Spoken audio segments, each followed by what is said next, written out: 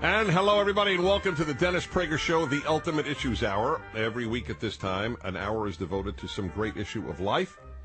There's no greater issue than, is there a God, and is religion, well, I guess they're two separate issues, though related, and is religion nonsense, and in fact, worse than that, is it in fact poisonous? My guest is Christopher Hitchens, who's been on my show often. His latest book is God is Not Great, How Religion Poisons Everything. It's on many bestseller lists. And Christopher Hitchens, welcome back to the Dennis Prager Show. Very nice of you to have me. Again. Again, that's exactly right. But after all, you're in my book a lot, so... Yes, I noticed that. I saw it cited in the New Yorker as well. Now, I have to tell you something. Let me read this to everybody, where I'm first cited in your book, and not because it's me and my show, but because it's relevant, because I'm sorry to say, and I know you didn't mean to, but you got my question wrong. A week before the events of September 11th, 2001, I was on a panel with Dennis Prager. Do you remember what panel that was? Was that politically incorrect? No, it was David Horowitz's weekend at the Broadmoor Hotel. Oh, okay. Surely. All right. By the way, I did not mistake your question. I'll tell you why I believe you did in a moment, and maybe you're right. One of us is right. I was on a panel with Dennis Prager, who is one of America's better-known religious broadcasters. He challenged me in public to answer what he called, quote, a straight yes-no question, unquote, and I happily agreed. Very well, he said. I was to imagine myself in a strange city as the evening was coming on. Toward me, I was to imagine that I saw a large group of men approaching me. Now, would I feel safer or less safe if I was to learn that they were just coming from a prayer meeting? As the reader will see, this is not a question to which a yes-no answer can be given, but I was able to answer it as if it were not hypothetical.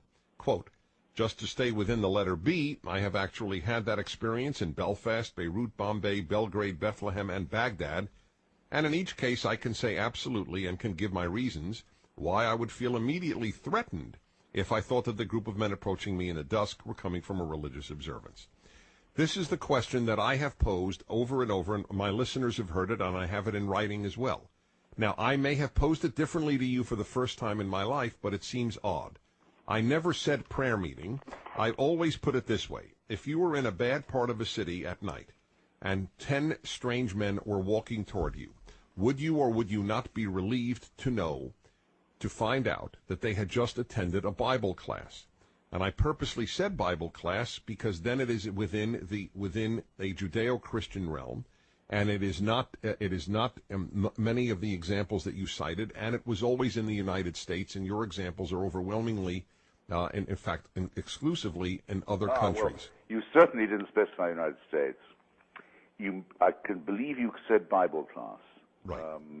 Now you say it, but I'm not sure you did on that panel. But Bible class would only mean I had to drop Baghdad, I think, because most of the other examples I give are of Christians killing Christians. Well, you'd have Christians to have killing non-Christians and Jews killing non-Christians. Well, it wouldn't apply to Bombay, Bethlehem, or Baghdad, or Beirut, yes, or Beirut, for that matter. Yes, it would. The Phalange Party, the Maronite Right. You should read on. Yeah, no, the only one where it's Muslim on Muslim is Baghdad, and Muslim on everyone else also. Bethlehem is Christian, Muslim, and Jewish. Right. By the way, yes. don't you think I'm taking it? You don't think that the Muslims are peoples of the book? Then I don't mind. No, I don't believe that 10 Muslims would be coming out of a Bible study. They would be coming out of a Quran study. Well, the Quran contains a huge amount. Well, but the Hadith. Let's say the Islamic canon contains reverent remarks about Abraham. Right. Well, you know what? If 10, about Genesis, if 10, even about the virgin birth. If 10, no, that's theology, not scripture. If in fact 10 Muslims had been studying Genesis, I would be very relieved, to be perfectly honest. Would you? That's exactly. Well, then you see, you concede my point. That's exactly what would alarm me. Okay, that's fine, but that and you're in real trouble. But for the record, you're right that I probably didn't specify America, though. To the best of my recollection, when anybody would give foreign cities, I would always say, "Well, I'm talking about America," and I always talk about America because I've never argued religion is better always and for everyone, and that's my problem with your book. There is good religion and bad religion. One might as well argue, you know the Scientologists? They say that all psychiatry is poisonous, just like you say all religion is poisonous.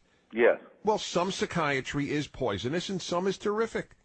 I agree. Well, why can't you acknowledge that about religion? The same isn't true. Well, because first, it comes from the childhood of our species when we had no information and didn't know there was germ theory of disease, didn't know we lived on a round planet, didn't know that it went around another round object, didn't know anything, really. And so we just adopted the first and most primitive explanation, and I think it's time we outgrew it. Second, religion degenerates our morality. I think that's the most important point. People say that without religion, we wouldn't know right from wrong. In other words, our self-respect is impugned in the most deep way by the suggestion that we would only do a right action out of the hope of reward or avoid an evil one out of fear of punishment. This is to undermine the very basis of human ethics and human solidarity, which predate religion, of course. Religion is very new. We are expected to believe that God only bothered to start trying to reveal himself about 6,000 years ago in your tradition. 2,000 in the Christian one. For all the rest of the time, the human race just had to rub along for tens of thousands of years without this revelation, just managing somehow not always to be slaughtering each other, or always stealing, or always lying. I think it's a fantastically stupid belief and a very immoral one. Well, it may be fantastically. I'm not going to argue right now about its intelligence, although I must say to you that I find that the secular-run institutions produce infinitely more stupidity in the Western world than the religious ones. Well, we must come to that. All right, let's just start with that. I think that the university is secular, and there is more idiocy in the university than at your local church. Well, it's funnily enough.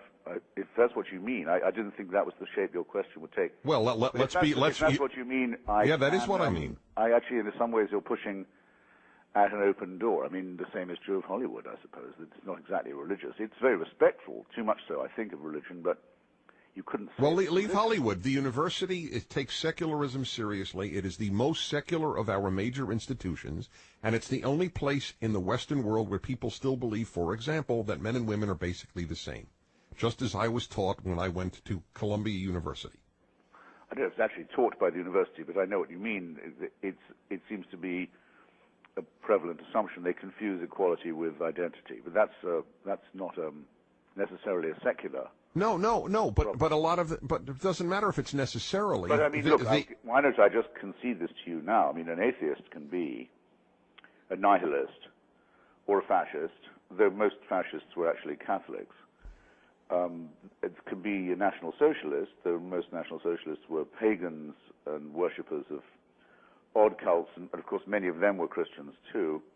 An atheist can be a Stalinist. An atheist can be a sadist or a masochist. It doesn't say anything about your morality or your intelligence to be a non-believer.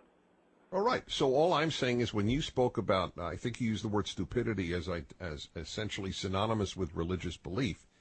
I'm saying to you that institutionally there is more stupidity in secular institutions than in religious ones in my country, the United States of America. That could be true, but leave my point unchanged. I still think it's not a necessary, it's not a sufficient condition for emancipation from to abandon religion. I think it's a necessary one. Oh, I see. The argument only begins when you start to look around yourself. And then tell me, though. We just have to do without revelation. Well, tell me why you think then the institution most freed from religious belief is the stupidest. Well, I don't say it is. Well, I do. Tell me. I don't say it's the stupidest. I mean, you think the humanities at your average? The people most free of overt religious belief are students of evolutionary biology and physics. They just find that they can operate with all the beauty and wisdom that they've brought to the study of they find they can operate without any religious beliefs. They're by far the most enlightened and most intelligent.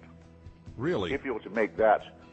That's a very rarefied view of secularism. The average professor of sociology is also secular. Let me restate your book, God is Not Great, How Religion Poisons Everything. Christopher Hitchens, I'm Dennis Prager.